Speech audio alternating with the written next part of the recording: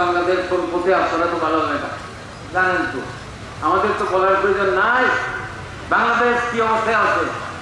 বর্তমানে 15 লক্ষ শ্রমিক বেকার, 6 কোটি লোক দারিদ্র সীমার নিচে গেছে, হু করে দারিদ্রতা বাড়তেছে, অর্থনৈতিক এখন খুবই খারাপ। তাহলে এই অবস্থায় প্রতিদিন ডাক্তার একটা না একটা সমস্যা, অবরোধ ইচ্ছে করলে রাস্তা অবরোধ, একদিন অবরোধ করলে কত টাকা ক্ষতি হয় এটা তো আমরা ভাবতেছি। শুধু আমারটা বুঝবো আমি, এভাবে দেশ চলে না। দেশকে বুঝতে হবে, সরকারকে তো সুযোগ দিতে হবে।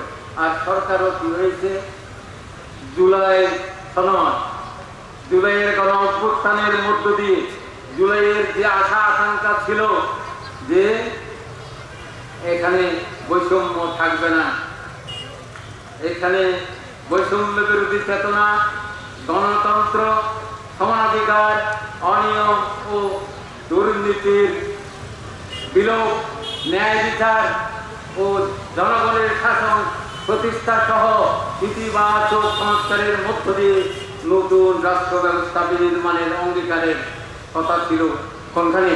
5ই আগস্টের গণ অভ্যুত্থানে। কিন্তু আমরা কি পেলাম? ওইখানে আমরা কি পেলাম?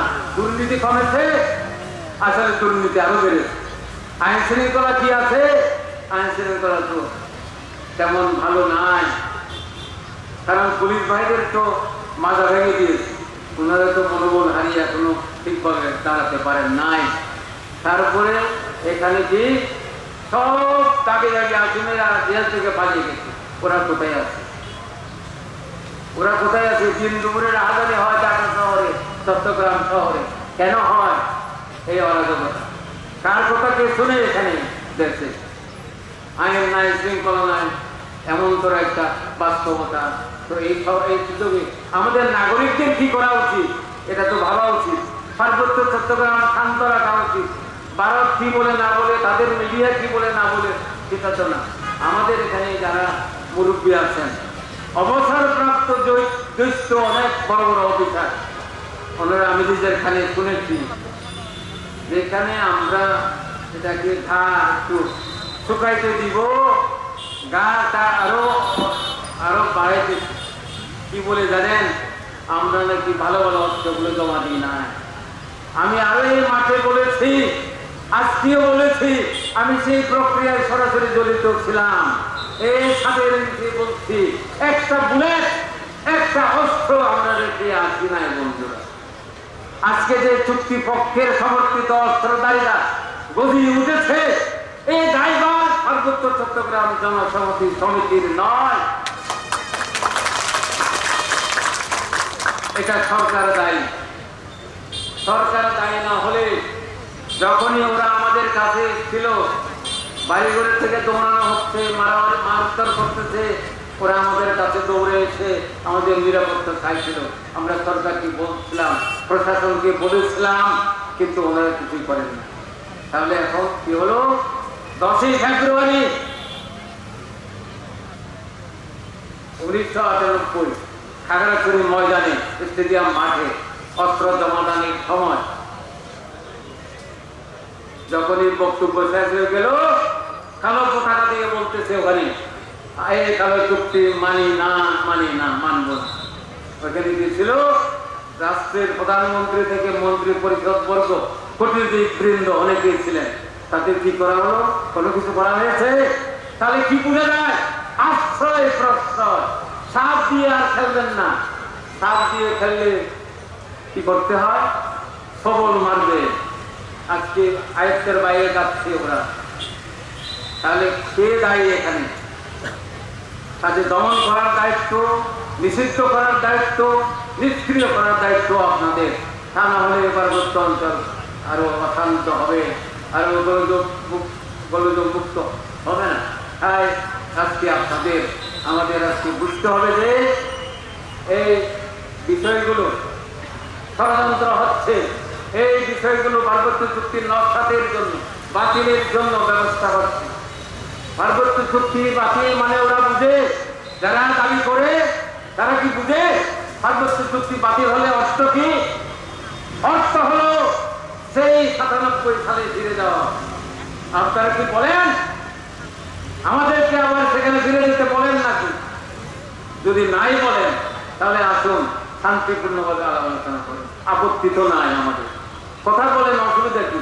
কিন্তু উস্কানিমূলক ভাবে আন্দাজে আজে বাজে কথা বলে, লাগাম ছাড়া কথা বলে আমাদেরকে তো এভাবে করা উচিত নয়। আপনারা বুঝেন, এখানে আইন শৃঙ্খলা বাহিনীর অনেকে আছেন, এমনি দূর থেকে অনেকে শুনতেছেন। আপনারা কি বুঝেন? আমরাও মানুষ। আমরা আজকে কয় বছর এই কারাগারে আছি আপনারা জানেন। এখানে ভয়, ভীতি, আতঙ্ক, নিরাপত্তাহীনতা। তাহলে আমরা কি স্বাধীন দেশের নাগরিক? এখানে যেতে আমাদের ভয় হয়, ভীতি হয়, আমাদেরকে চেক করা হয়, আমাদের ঘরবাড়ি যখন ইচ্ছে তখন তল্লাশি দেওয়া হয়। তাহলে আমরা কোন দেশে বাস করি? কেন হবে এটা? এত ভয় কেন? 1% মানুষকে এত ভয় দিচ্ছে। ওদের সাথে ওদেরকে অন্তর্ভুক্তিমূলক চিন্তা ভাবনা করেন, ইনক্লুসিভ। বাইরে করবেন না। এই বাইরের মানুষ, এরাও তো বাংলাদেশের মানুষ, এরাও তো মানুষ, এরাও তো নিরীহ মানুষ। তাই বলি কি আমি এদের থেকে এভাবে অবজ্ঞা অবহেলা করবো, তুচ্ছ তাচ্ছিল্য করবো, অধিকার দিব না। যা আছে তাও তারাই দিতে চাচ্ছে। উচ্ছেদ থেকে আতঙ্ক, আমাদের কত হবে আতঙ্ক? সকালে বের হয়ে বিকালে ফিরতে পারবে না, এটা নিয়ে আতঙ্ক। জেলা পরিষদ ওইখানে ঠাঁড় চুমা, এই ঠাঁড় চুমা নিয়ে তো কাজ হবে না। শক্তিশালী পরিষদ, এটা প্রয়োজন আছে। নির্বাচন করেন, স্থায়ী বাসিন্দাদের নিয়ে ভোটার তালিকার মাধ্যমে নির্বাচন করেন। আমরা নির্বাচন চাই, নির্বাচন করে যথাযথভাবে নির্বাচিত প্রতিনিধি আসুক, সেটা আমরা চাই। পরিশেষে আমি আর কথা না বাড়িয়ে পুনরায় আপনারা যারা কষ্ট করে এসছেন, আজকে আপনাদের আমি আরো পুনরায় ধন্যবাদ দিচ্ছি। সুশৃঙ্খল ভাবে, জুম্মরা সুশৃঙ্খল, আমরা পারবো। চুক্তি করেছি। আমাদের এই নেতা, প্রিয় নেতা, আমরা বের হওয়ার সময় বলেছিলেন চুক্তি করতে যত কঠিন, তার চেয়ে চুক্তি বাস্তবায়ন আরো অধিকতর কঠিন। তাই বন্ধুরা, আপনারা বলবেন না যে আসে বারবার বক্তব্য দেয়, বাস্তবায়ন তো হয় না। বাস্তবায়ন করবেন আপনারা। সরকারকে বাধ্য করাইতে হবে, সংগঠিত হয়ে করতে হবে, এবং সরকার বাধ্য হয়ে করতে হবে। সরকারকে আমরা বাধ্য করব। বিদেশ থেকেও চাপ আসতেছে, আমরাও বলতেছি। এখানকার বাঙালি মানুষ জনগোষ্ঠী থেকেও অনেকেই এগিয়ে এসছে। আপনারা জানেন তো, চুক্তি বাস্তবায়ন আন্দোলন একটা সংগঠন আছে, ওনারা কালকে ঢাকায় সাংবাদিক সম্মেলন করেছে। আজকে ঢাকায় হচ্ছে, আজকে বান্দরবনে হচ্ছে, আজকে বাঘাইছড়ি কুলবানে হচ্ছে, আজকে ফারবা ভোগালেগে হচ্ছে, এবং ফারবাতেও হচ্ছে। আজকে এই 2 ডিসেম্বর পূর্তি 28 বছর পূর্তি উদযাপন হচ্ছে। এটা কেন হচ্ছে? আপনারা সচেতন হন। যুম্ম জনগণ নিজের অধিকার নিজে ফিরে আনতে হবে, এবং সেভাবে কৌশলী হয়ে আমাদের চেষ্টা রাখতে হবে। আমরা অবশ্যই পারি না কি আছে, আমি ব্যাখ্যাতে যাচ্ছি না। আমরা সব পারবো। যেমনই করেছি বাস্তবায়ন করে ছাড়বো আমরা বন্ধুরা।